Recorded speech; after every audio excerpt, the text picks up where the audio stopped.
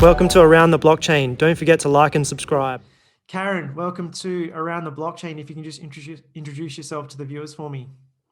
Oh, hello, everybody, and thank you, Ryan, for having me on your podcast show. My name's Karen Cohen. I'm also known to the blockchain community as Block Mum. I've been around in the industry since 2017, and I'm on the Blockchain Australia board and help with community. And my main, shtick is working with people and blockchain. So I sort of bridge between talent and blockchain and emerging tech. Awesome. And so you've been in the blockchain space since 2017. How did you get into the blockchain space? Well, that's quite hilarious. I think everyone has a hilarious story, but I went to a party and I had been, saying that I'm going to be running my own HR company. And one of the directors of the Blockchain Centre said he had an HR job for me. And before I knew it, I was running the Blockchain Centre. I didn't know what a blockchain was. I had heard of Bitcoin. I went home to my husband and I said, honey, what's a blockchain? And he started telling me and my eyes glazed over and I was like, don't tell me anymore. I'm just going to figure this out. So I probably spent the first 3 months thinking Bitcoin was blockchain and then had to figure myself out around that. I think that's pretty common. I think a lot of people get, Bitcoin and blockchain confused. So you're probably not the only person in that boat. Talk to me about your current business. Yeah, so I recently rebranded as Emerging Tech Talent. So that's really about looking at people and outsourcing HR for specifically emerging tech space, but also small to medium businesses. So anyone that doesn't necessarily want a full-time HR manager, needs help with recruitment, needs help with leadership and management training, policies, procedures, restructuring, I'll come in and help them out. And it's great to be in that sort of medium space as well, where, somebody needs something, I can just go, yeah, I can help you with that. Yeah, I can imagine. Is the space itself quite busy? Yeah, we've really seen I felt like 2020 we were sleeping, but actually in the blockchain space, people were building stuff. So, we had the launch of DeFi. We had a lot of money go into DeFi. A lot of DeFi projects were launched. It feels a bit like 2021 is a bit like 2017 again. Lots of money around, lots of people excited, interested. We've seen NFTs launch as well. So while the world was sleeping, blockchain was definitely developing. So there's not a week that doesn't go by where I get a call about another blockchain developer or an analyst or a project manager. And it's an exciting time to be in this space and being connecting people to businesses. Yeah, it certainly is. It has been a very exciting year. Obviously 2020 and 2021, both been quite exciting. Talk to me a little bit more about ETT. Is that the company's name? Yeah, Emerging Tech Talent. So really what I wanted to do, there's a couple of things. One is obviously work on the people side of the business, but I also run a lot of events. I launched Women in Emerging Tech, which is really about bringing the language of emerging technology to women to encourage them to be part of it. So anything from, we ran an event on AI and are robots going to take our jobs in the future, just bringing that language and confidence to women to encourage them to join our space. I also run Women in Blockchain in Melbourne and Sydney. And again, it's really about building the blockchain community for women. So at the moment, we have 85% of Bitcoin buyers male. And so when I joined, it was 95%. So we have had some increase. And I love, I'm on Facebook group, I think called Crypto for Women in Australia and New Zealand. So I love to watch that space and see what women are buying and trading and bringing more women into the space. But yeah, just making the language safe, interesting, simple, no bravado, able to ask stupid questions, all those sorts of things is really important to me and to build that community. And we have a lot of male supporters as well who come along to the events and speak as well. It's not just women. Yeah, awesome. How has obviously COVID impacted you being able to run, in-person events? I could imagine that's been a bit of a difficult one to sort of navigate. Yeah, well, we're at lockdown 4.0 in Melbourne, so that sort of foiled my plans. Running a nationwide a blockchain startup pitch night at the moment. So we're starting off in Brisbane. We had planned to do Melbourne, Sydney, Brisbane. We've just put that on hold. So we're starting in Brisbane on July 8th. So any blockchain startups that want to pitch, you're more than welcome to come along. And we'll have prizes and judges and that sort of thing. We've had to go online for a lot of things. And I think outside of Melbourne, we've seen everyone with square eyes. They're sick of Zoom and they're sick of online. But yeah, it's what's necessary at the moment. But we're all itching to get out there and run our community and be together again. Yeah, absolutely. Look, you also, ran Blockchain Week in Sydney and Melbourne relatively successfully. How was that event from your perspective? Yeah, I learned a lot about technology running that space. It was fantastic. I mean, I like full kudos to Steve Vallis, who's the CEO of Blockchain Australia, who just took on a 4-day mission to run Blockchain Week across Melbourne and Sydney. We were hoping to get to Brisbane, but they were in lockdown. And we do need to get to Perth, to your end of the world, Ryan, when Absolutely. we're allowed, when we can leave Victoria. But it was really great because we had like a blockchain startup day at YBF in Melbourne. We had an exchanges day at YBF in Sydney. We worked with the regulators in Melbourne at WeWork, and so Steve managed to sort of touch each part of the community, from digital exchanges and traders right through to people that are interested in the regulation side of crypto. And we really had a wide audience, and it's all recorded. So if anyone would like to get a copy of any of the recordings, you can through Blockchain Australia.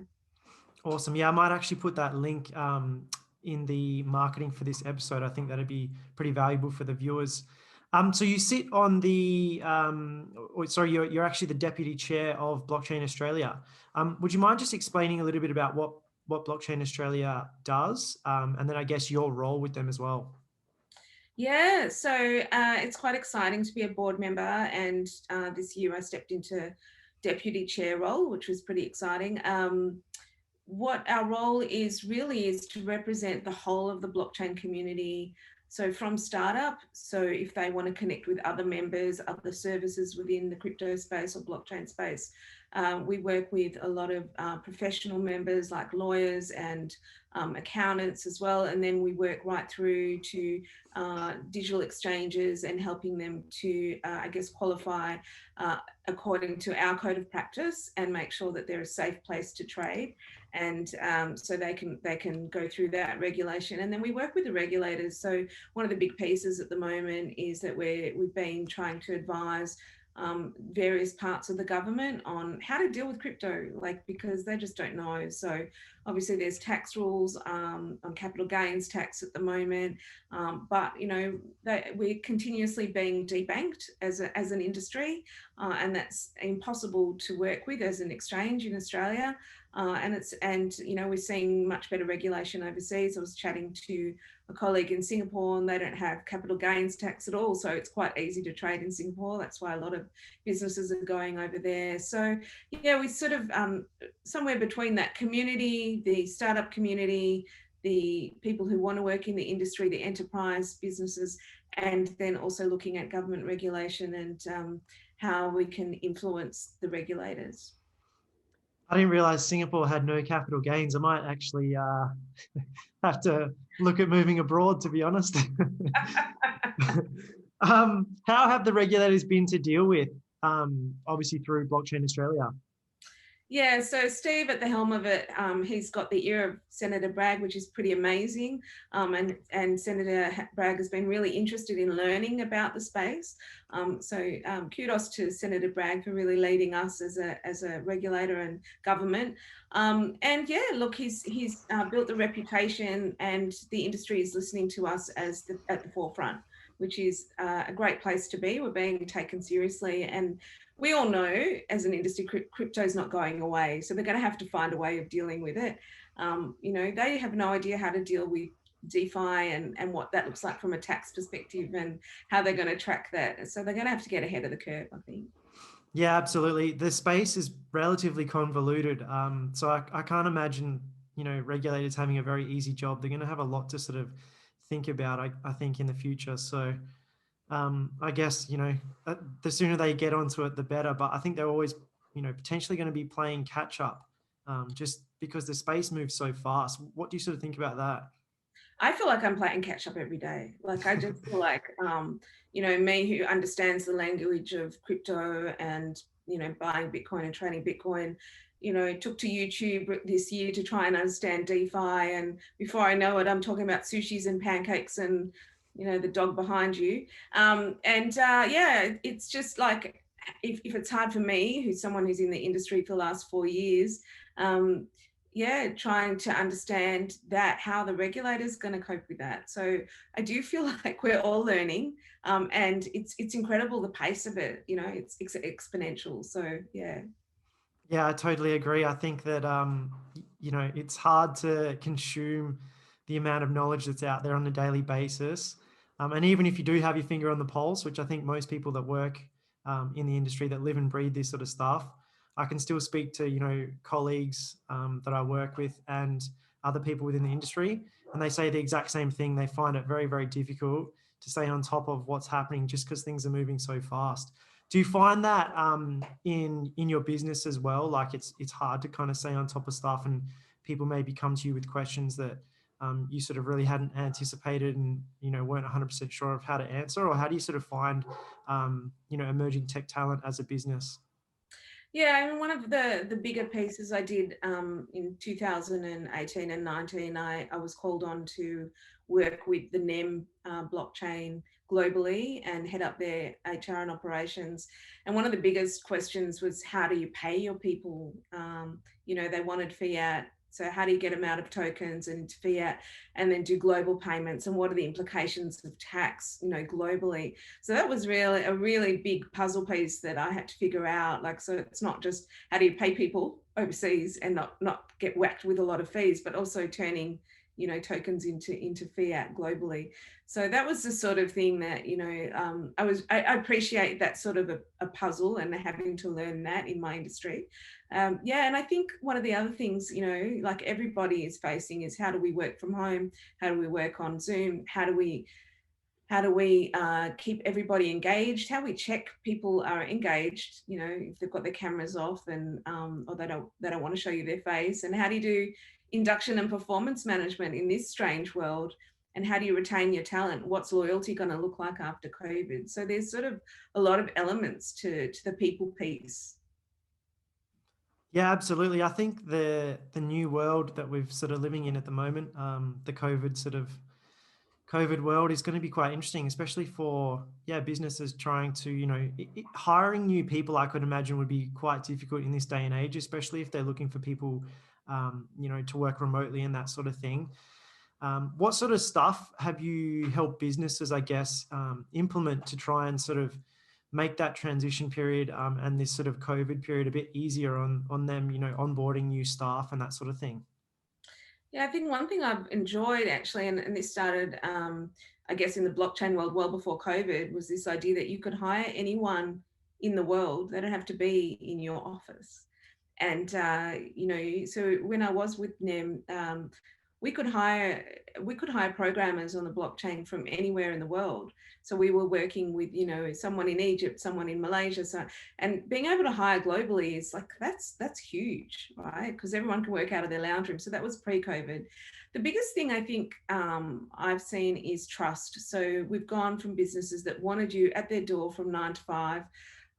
Now I have to understand that we're probably going to work longer hours. We're probably going to be more dedicated. But we're not necessarily going to be at our desks, from 9 to 5. And I think everyone's feeling like that. Like when you are working on the internet and you are working from home, you do put a lot more effort in, and because you don't have that commute time. So there's more burnout too. We can't just pop on a flight to Bali anymore, can we, right? So we're all missing that. And so, we got to the end of 2020 and everyone was exhausted. We're like, it's been a hard year. If you manage to hold on to your job, you've worked extra hard, right? And there are some businesses that did really well during COVID. We know that, companies like Zoom did amazing. And then some companies really struggled. Like, you look at the Uber drivers that were doing really well before. Nobody was taking Uber, and hotel industry. So it's really tipped us on our heads and really shaken us up as an industry. Yeah, absolutely. Do you find that, like, you've just kind of summed up my life there pretty perfectly. I'm one of those people that really do actually enjoy working autonomously. I never sort of got around the 9 to 5, go to the office, commute into the city sort of type gig. So this whole, disruption with COVID has actually been able to given me, an opportunity to, have a look at a couple of things that maybe weren't working very well in my life, especially around my career. And I actually decided to change careers and move full-time into the Bitcoin blockchain space towards the end of December. Do you think that, being in this industry, we're kind of unique in that fact that we're incredibly passionate about what we do?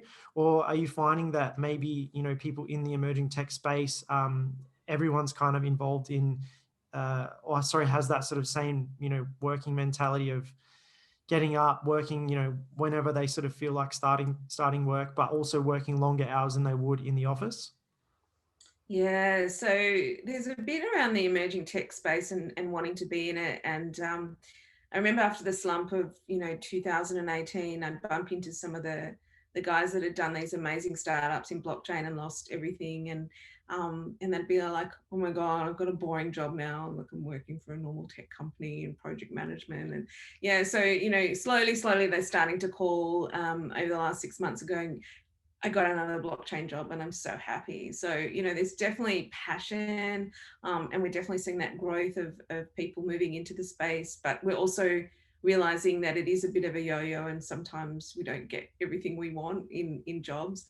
In terms of energy, yeah, I think what I like is this question of power. So who has the power now? Like the employers who remained loyal and kept their staff on during COVID. Are we going to be loyal back?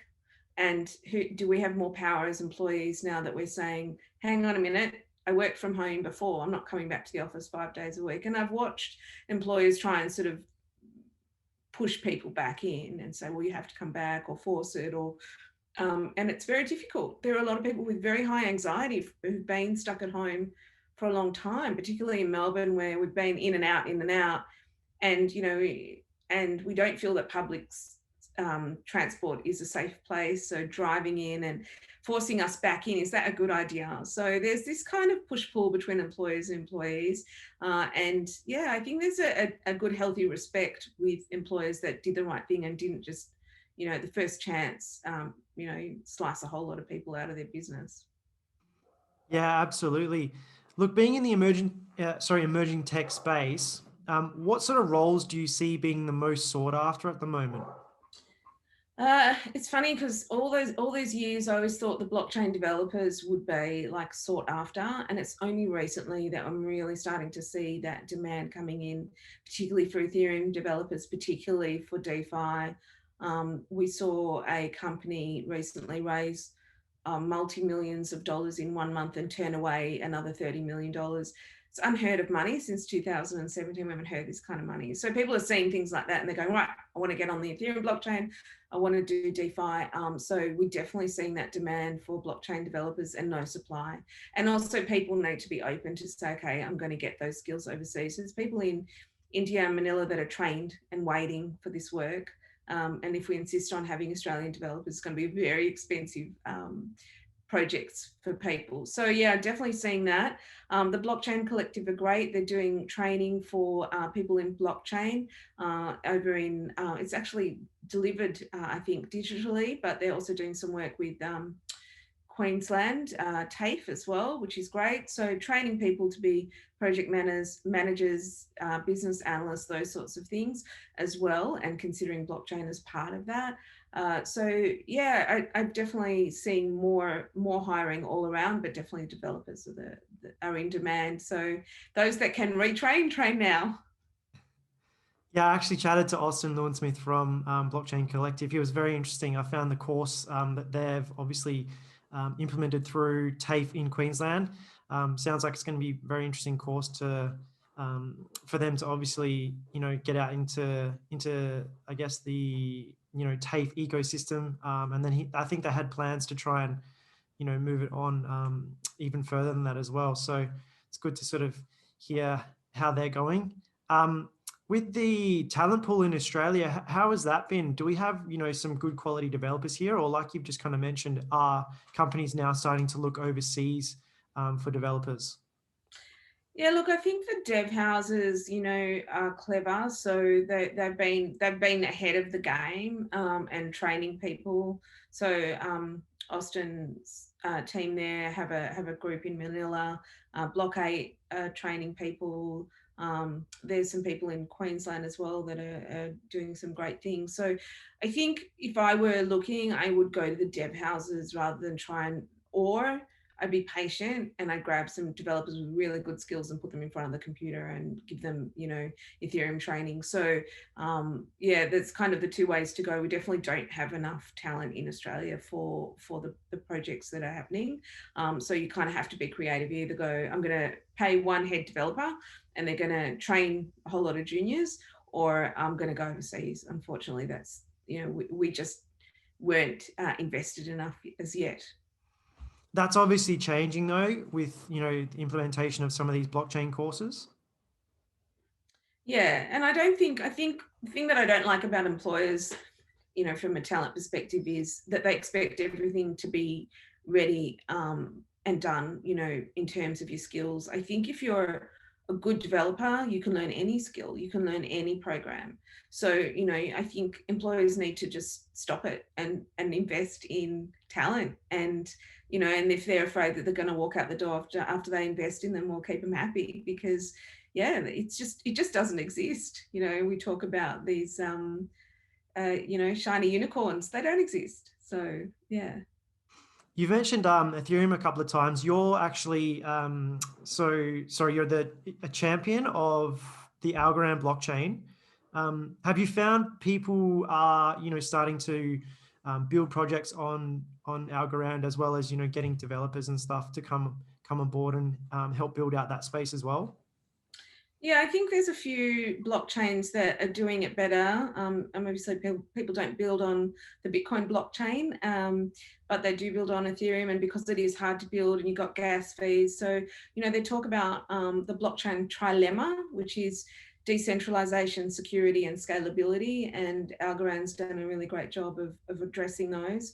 And also plug and play. So you can build your APIs between a blockchain, so you can build it like you normally would and plug and play, which is great.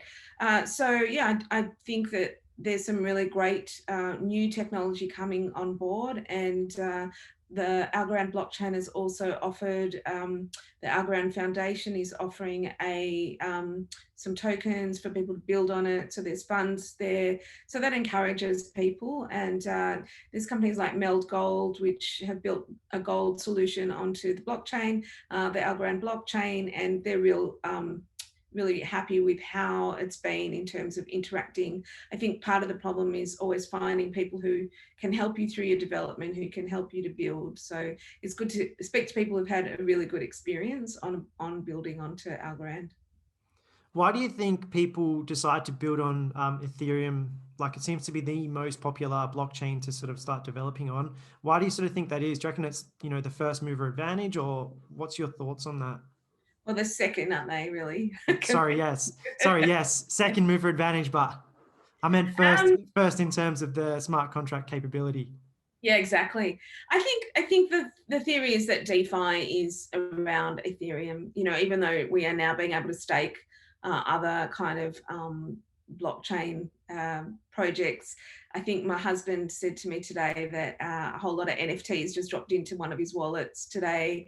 And, you're scared, is it a scam? Is it real? Because apparently Binance released some of these today. I don't know if you heard about that. So yeah, it's like, it's definitely that capability of building in DeFi, but the thought of the majority of the funds seems to be going through the Ethereum blockchain. So if it's a bit like, in 2017 when you're trying to raise money and you did an ICO, you did it in Ethereum. I think the same thing with DeFi now. You just mentioned NFTs. What are your thoughts on that whole space? Yeah, I hear it a lot. I think it's exciting. It's like everything else, it's existed for a while, but it just seems to have kicked off in 2021. So yeah, it's lovely to see, I guess, a way of artists to get royalties. And this is something that they've been fighting for music, for art, so yeah, and anything that combines crypto and art, well, that's exciting, isn't it? So Yeah, absolutely. I think the space is quite interesting. Like you've just sort of mentioned, NFTs have been around a little while, longer than obviously this year. They just sort of seem to kind of be like in vogue at the moment. I think people are, yeah, getting around them, a lot. I think unfortunately it's probably going to be like most things that get really popular really fast. It's probably going to be a bit of a bubble there, but I think overall that entire space will last. I feel like it's pretty interesting. I can see a lot of people doing some cool stuff. I don't know if you know about Gary Vaynerchuk with his VFriends project that he's running. That seems to be quite interesting. It seems to be, a lot of good feedback as well from artists and musicians and stuff like that that are looking to, create NFTs and, like you've just mentioned, start actually getting some royalties and that sort of thing from those sorts of stuff, from those projects, which is pretty cool, I think. yeah. Well, one of the things that I guess has been really interesting for me is also looking at the space of how can crypto change the world for good. So last year, after the fires, we did a crypto fire alliance with finder.com, and we ran some events and we raised some money for the fire victims. And there was a digital racing car that was sold by animatronics, I think it's called. Yeah, so that digital racing car has since resold, and so there's another $30,000 to go back to charity. So they're looking at, they put out a Twitter, I'll send you the link, for where should we put the money, because obviously there was a whole lot of issues last year around charity and their responsibility around money. So it's nice to be able to do crypto for good as well, and to raise money for the fire victims, and also see something like sell and resell. And so there's another $30,000 from a resale is pretty exciting. Yeah, absolutely. That's awesome. I didn't know about that. That's a pretty cool thing to sort of be working on. I could imagine that would have been pretty rewarding. Yeah, it was nice. It was just before we went into lockdown, so it was nice to see people in person. One of the weird little issues was we were going from fiat, so people putting $5 in the little bucket as they came in. We had to convert it to crypto. It went into to the Finder crypto wallets, and then it came back out as fiat. So again, you're sort of looking at how do we get money from one end to the other with minimal fees and working through the systems. Yeah, awesome. Look, I want to segue into a little bit of the work you're doing with women in blockchain. Talk to me about that space, obviously what your role is, and then I guess what you're sort of doing there as well. Yeah, so I love, that's probably one of my favorite parts of this space, is just trying to build a safe place for women. As I mentioned before, we'll run events, try and encourage questions, we did not last year, but the year before. Obviously last year we didn't have a lot of in-person events, but the year before we really did a series of what is blockchain, what is Bitcoin, and really looking at the language and what's happening in the community, and just being a welcoming space for women and encouraging them to be part of it. And so that's something that I'm very passionate about. At the end of Blockchain Week, we partnered with Deloitte and we did a Women in Blockchain event around emerging tech and what's happening and trends. So it's a lovely brand. It's a global brand. So it started in New York around consensus, and it's run all over the world. Do you find that many women are coming into the space and they're obviously interested in crypto and blockchain and that sort of thing? Yeah, absolutely. And I think once you get a bit of a name, like then I get at least one call a week with, Karen, can you help me set up my wallet? Can you help me buy my first trade? I think there's a real gap between, the men who trade, boys with toys, I say, they understand wallets, they understand how to get, onto an exchange quite quickly, how to get through KYC, how to trade safely, how to store your passwords, all those sorts of things. These are really scary things for people, not just women. Like if you look at 60% of Bitcoin buyers are still aged between 25 and 45. So really it's a young boys game, created by boys, and so it's just about how do we help people to understand their first trade? How do we help people to trade safely? How do we stop people from, falling for scams? And it happens all the time, and that scares me. So I get at least a message a week going, should I buy this? No, don't buy that. Don't do this. I'll show you how to do it. So there's definitely a space for hand holding through your first trades. Yeah, absolutely. I think that would be a great business model. There's a lot of people out there that don't know what they're doing, and they definitely want to be handheld on their first transaction. And even just something as simple that you and me would find very simple, setting up a wallet, signing up to an exchange, stuff like that. I think a lot of people get pretty confused. Do you see that that being a part of, I guess, a part of the industry where people look for and seek out that sort of education? Yeah, and who can deliver it safely and in person? And it's a real dilemma. Like, I think all the exchanges are really good at trying to make videos. Like, I was out in St Kilda a few months ago. It was a beautiful day. I was sitting by myself, and I thought, I'm going to have breakfast by myself. This is going to be really good. And of course, the next table next to me were a bunch of young guys going, so I've been, thinking about buying cryptos. The next thing I know, I've joined their table and we're talking. And they're like, oh, we've been watching the videos on Binance. And I said, oh, that's great. That's really good. I said, so why haven't you bought it yet? And they're like, we don't know. It's that leap of faith. Like, I watch a lot of videos, I watch YouTube, but yeah, what's going to make you do that first thing? Yeah, feel safe to do it. Yeah, absolutely. It seems to be that space as well seems to be relatively convoluted. And I think you're right. Like you mentioned, are there people that are trustworthy out there that are going to guide these people, on that journey?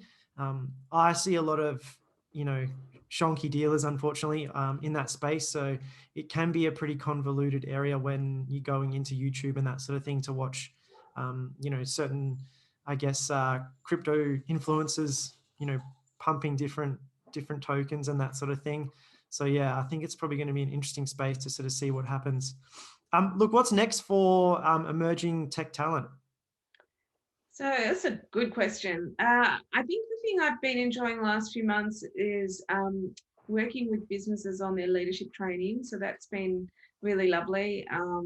And running courses even online, and having to put people into breakout sessions and working out how to collaborate on the Google Slides. So that's been fun. But yeah, I think my passion is obviously people, and making places a great place to work. So combining that love of technology and that love of people is really where I like to play.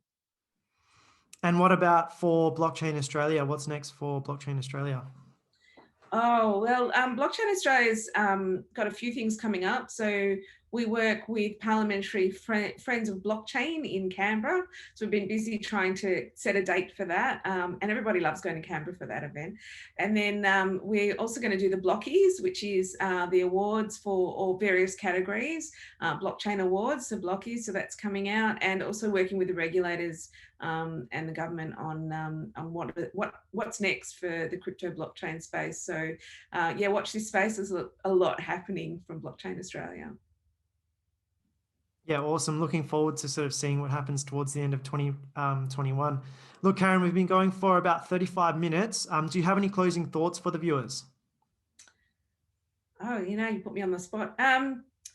Yeah, I guess just stay with it. Like, we're all on a journey. We're all here because we love it.